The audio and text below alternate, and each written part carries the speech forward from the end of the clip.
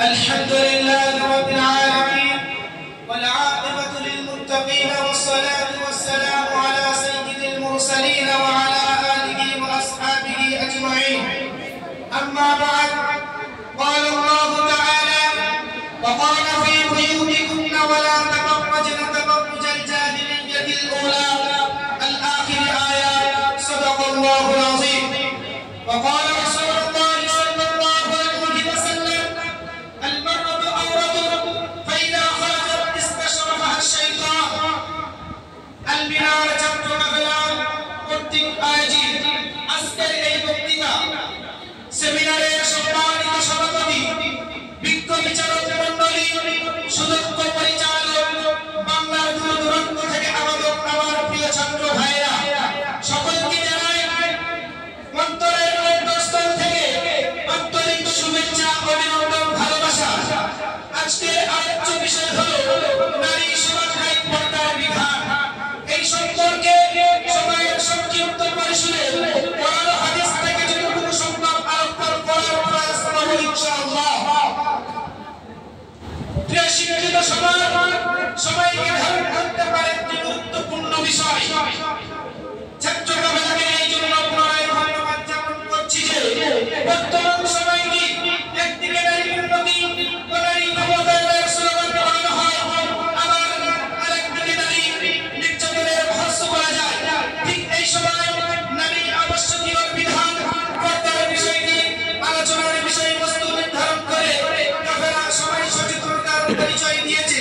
এই জন্য তারা আবার ধন্যবাদ পাওয়ার যোগ্য। হে নারী, বন্ধন সমাজের মানুষ, নারী আমাদের জীবনের অবিচ্ছেদ্য অংশ। শরিয়াতে ইসলামীতে নারী পুরুষ এই প্রশ্নের কোনো সুবিধা নেই, অসুবিধাও নেই। পুরুষ হলে আল্লাহর কাছে ছাড় আছে, নারী হলে নেই। নারী হলে আল্লাহ তাআলার কাছে সুবিধা বা ছাড় আছে, পুরুষ হলে নেই। বিষয়টি কিন্তু তেমন নয়, বরং যার তাকওয়া আল্লাহ পাকের কাছে, আল্লাহ তাআলার কাছে প্রত্যক্ষ সাবিত হবে, তাকওয়া আমলের ভালো রাখে। যার তাকওয়া যে পরিমাণ হবে সে সেই পরিমাণ মর্যাদা লাভ করবে। কোরআনে আল্লাহ তাআলা ঘোষণা করেন: ومن يعمل من الصالحات من ذكر أو أنثى وهو مؤمن فأولئك يدخلون الجنة ولا يظلمون نقيرا। আর যারা সৎ কাজ করবে, সে পুরুষ হোক বা নারী, তারা যদি মুমিন হয় তারাই জান্নাতে প্রবেশ করবে। তাদের উপরে সামান্য পরিমাণ জুলুম করা হবে না। শুধু মহান, তবে আল্লাহ তাআলা নারীকে একটু দুর্বল করে বানিয়েছে, নারীকে পুরুষের অধীনে করে দিয়েছে। যদি কোনো নারী নিজ ইচ্ছায় অন্য কারোর প্রচলনায় আল্লাহর বেঁধে দেওয়া বিধান থেকে সরে আসে, তার জন্য সমূহ বিপদ। তাই নারীর সৌন্দর্য, নারীর গর্ব পুরুষের অধীনের মধ্যে রয়েছে। আল্লাহ তাআলা কোরআনের মধ্যে ঘোষণা করে: আর-রিজালু কাওয়ামুনা আলান নিসাই বিমা ফাদ্দালাল্লাহু বা'দাহুম আলা বা'দিন ওয়া বিমা আনফাকু মিন আমওয়ালিহিম ফাস-সালিহাতু قانتاتٌ حافظاتٌ للغيب بما حفظ الله। الآخر آيات। আল্লাহ পাক পুরুষরা নারীদের কর্তা, কারণ আল্লাহ তাআলা তাদের মধ্যে একজনকে অপরজনের উপরে শ্রেষ্ঠত্ব দিয়েছে। পুরুষরা তাদের ধন সম্পদ ব্যয় করে, কাজে পুণ্যময় স্ত্রীরা অনুভবা চক্ষুর আড়ালে আল্লাহর হেফাজতে তা হেফাজত করে। কোরআন হাদিস থেকে পর্দার গুরুত্বপূর্ণ বিষয়টি তুলে ধরেছি।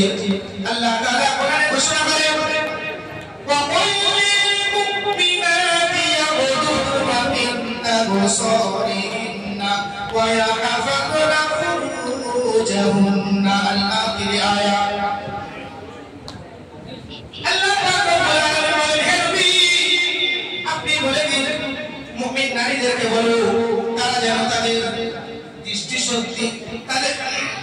দৃষ্টি অবনত রাখে, তারা তাদের লজ্জাস্থানকে সঠিক হেফাজত করে, তারা যেন তাদের রূপ লাবণ্য সৌন্দর্য খুবসুরত স্বীয় স্বামী শ্বশুর পুত্র একতাই বলা যায় মাহরিম দাসী ওই নাবালক মেয়েদের গোপন অঙ্গ সম্পর্কে অনবগত এরকম আলোক ছাড়া বাইরে মাহরিমদের সামনে তাদের খুবসুরত প্রকাশ না করে।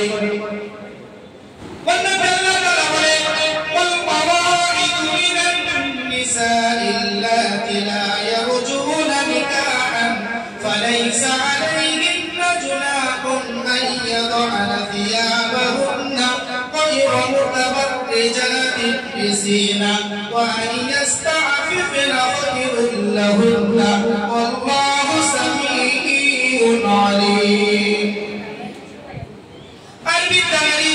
যারা বিয়ের আশা রাখে না তাদের জন্য এটা অপরাধ নয় যে তারা নিজেদের রূপ লাবণ্য প্রকাশ না করে খোলা রাখবে, এর থেকে বিরত থাকাই উত্তম।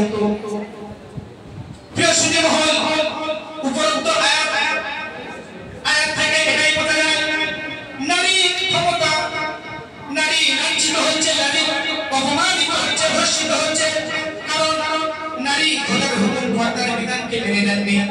যদি খোদার